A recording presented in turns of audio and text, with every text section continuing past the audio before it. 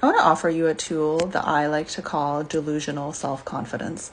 This is something I came up with a client the other day, but essentially, there's periods in our lives that we really struggle.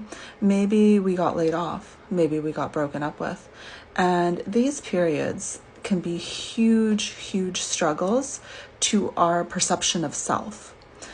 And that's the reason that they often feel so poorly, is because it's that rejection makes us question our own value. So in order to counteract that and to move past that in a more kind of effective way, I want you to consider that you also have the ability to develop this delusional self-confidence.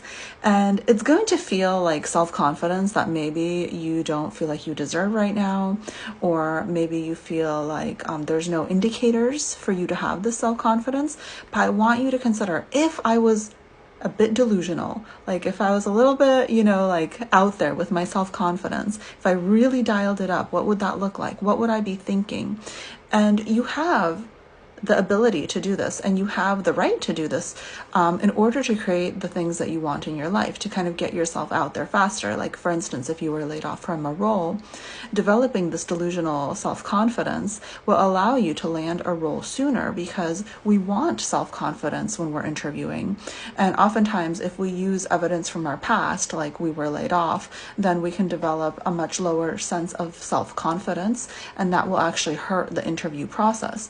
And so instead of going out there into the world and thinking like, okay, what's the evidence that I should have confidence? I want you to develop it in your own mind and to think like, okay, if I just really, really, really like believed in myself in almost like a maniacal way, what would I be thinking? Like, what am I going to give myself the permission to think about myself today if I had a delusional sense of self-confidence? And obviously, I'm not talking about this in like any type of narcissistic way.